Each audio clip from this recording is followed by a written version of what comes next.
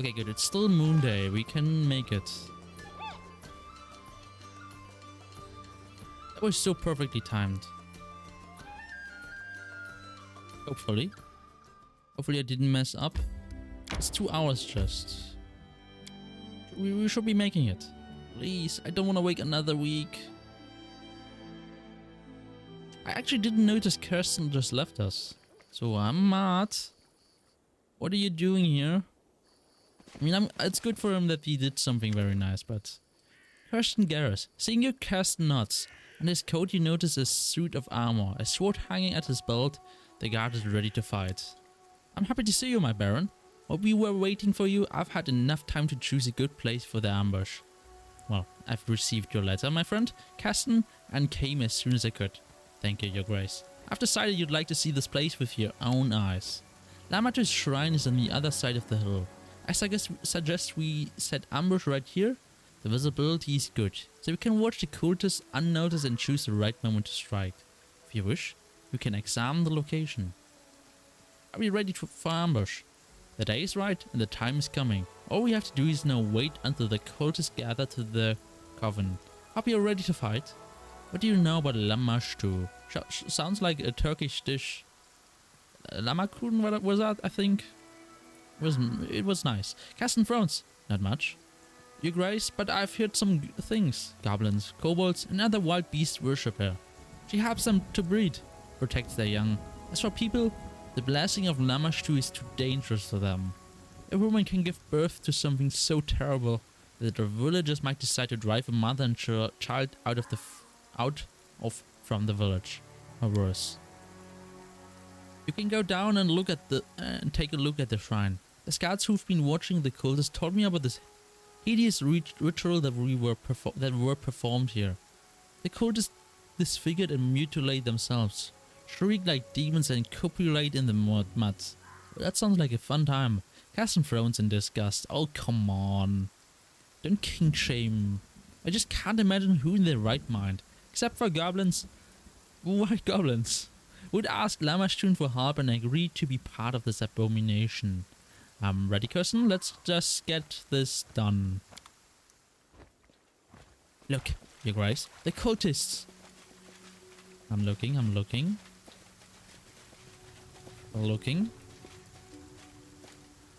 Come to me, Lamashtu's children. Today we praise our great mother, who beat us. Praise the mother of beasts. A glorious day. We are here, Lamashtu. Why is the text so far? Lamashtu favors us. She blesses the pack with a new cup. A beautiful female cup marked by the goddess' sacred touch. Yes, at last. Praise the sacred divine. I've seen the cup. She has Lamashtu's mark on her body. Oh my god, the goddess took cup mother's life as a payment. We have to... So quick, it's so quick. I cannot keep up. Praise the mother of monster, the life giver. Attach yourself to the waters of Lamash to open your veins and embrace your bodies, and it's gone. I will cut my hands off. Pass me the knife. I shall cut the image on my stick. Now is the best time to surprise them onwards. Jesus, I'm not ready, but okay.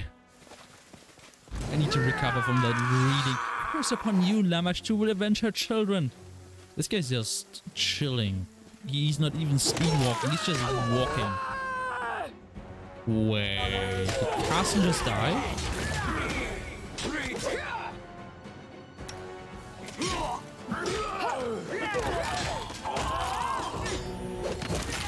I swear to God, if he died. Wait, he's okay. Just taking a nap. Carsten.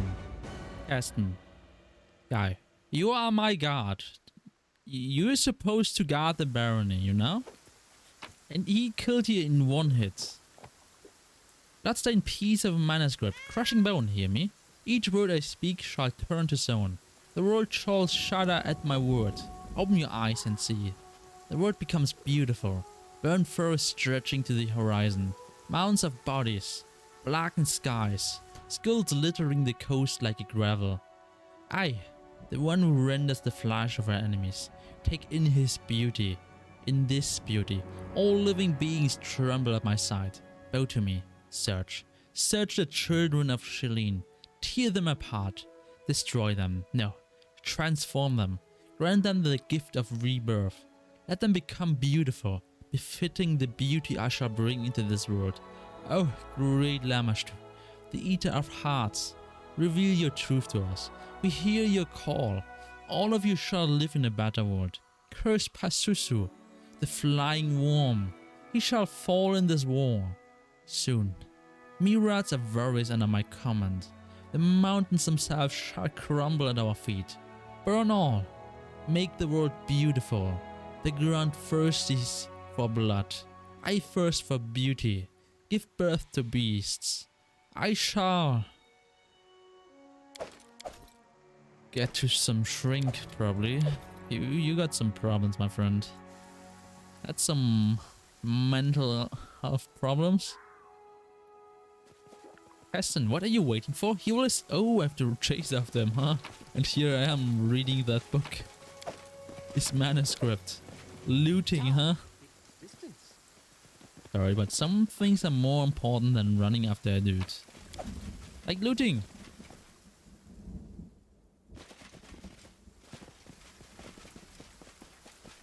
What is that? This stone is covered with strange images.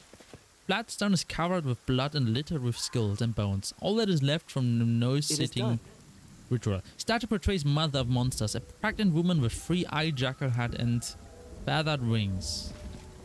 Forwards! No, backwards. I mean, backwards! There are furries out here. Why not? Nothing wrong with that. Oh shit, I cannot do that. The triumph of the wicked Lamashtu cultist proved incomplete. Some villain or villainess had slipped away under the cover of darkness and into the narrow gorge amongst the rocks. You aren't telling me we did not hear his voice while he was screaming there? Without a second thought, our brave Baron, loyal Kasten and their comrades in arms rushed after the fleeing figures. Without a second thought, huh? The figure clad in black was barely visible in the dark. The villain had gotten far ahead of us. The last moment, the Baron notices that their prey had turned aside and disappeared behind the rocks.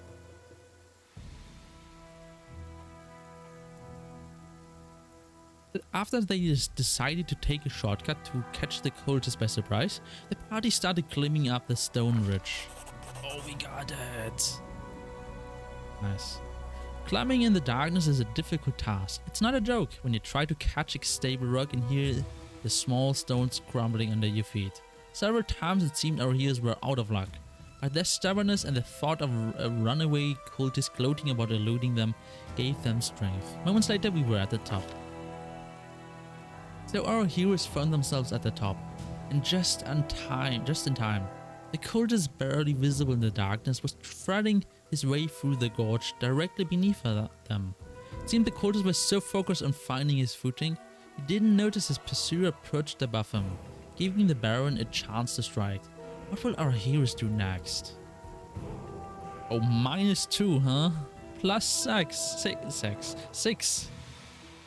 Choose a character or send the swiftest and most agile ahead and down the unstoppable slope in hopes of cutting the runaway off. The most agile character, huh? I can actually choose.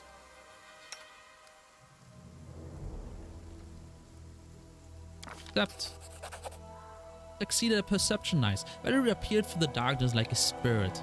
The runaway clearly hadn't been expecting that. Valerie barely had time to react, and the cultist burst into a sprint. Darkness failed to cover the peculiar way the runaway walked. The robed figure was limping badly, dragging their right leg. Despite that, the cultist vanished in the darkness without a trace. The party followed to the edge of the plateau, where the flatlands began. As our brave heroes reached the edge of the plateau, the vastness of the canelands opened before them. An ocean of high grass as far as the eye could see. A beautiful sight, but finding our quarry in this green sea would prove impossible. With our heads down and hopes lost, we descend to where a small streamlet flowed amongst the stones.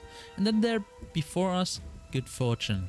In his haste, our villain had run through the high grass, leaving a trail for all to see. The party immediately set off, driven by a single desire. That the criminal who dared to escape the punishment of the Baron had led us on an unwelcome chase.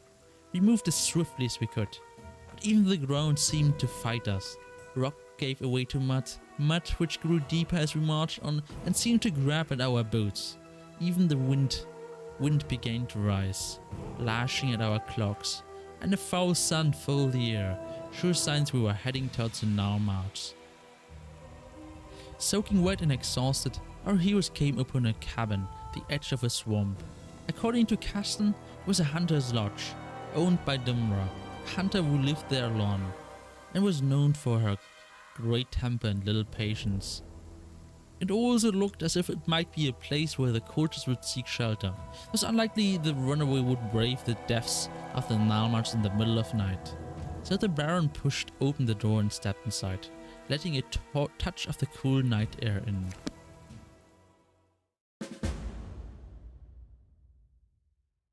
Oh, the secluded lodge, is it? The tavern? The lodge is lit with only a few candles on the tables and the counter. Shadow lies thick around the room. A number of people are here. A well-dressed couple at one of the tables, a girl in simple dresses dressed dozen near the opposite wall, and at the counter is an untidy dwarf. He's wiping the mugs and glaring at you. From the half-open kitchen door you hear the clang of pans upon metal. Presumably a stove. Essen looks around with a heavy gaze. Things have gone from bad to worse. We must find the cultists before they flee, and we have no idea what they look like. How do we not know it's Gander? How? This guy or girl was talking and we were all listening on to her talk. It's not like she's mute and just wrote text into the air that we read. She had talked. The people in the lodge looked surprised and concerned. Each seemed to recognize you and ask themselves, what is the root of the lands doing here at such a late hour? Flanked by armed guards. Bro, we just came here like 8 hours ago. We took a nap here. We've visited like twice now. Aston Hans falls to his weapon. Your Grace, I'm ready to make an arrest. But you wish to investigate further before making a decision? I will make sure no one leaves the lodge until you give the order. I don't trust your instincts? What? I'd like to look around and speak with the people. Maybe I will find something. As you command, your Grace, no one will leave this house. I'll make sure of that. Casson looks around the hall once again. My advice, take their room key. Their personal belongings speak their owner's intent, often more than their master would like. I already stole everything.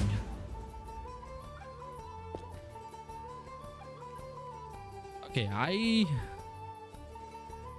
You're joking, right? These are not the same people from last time we came here.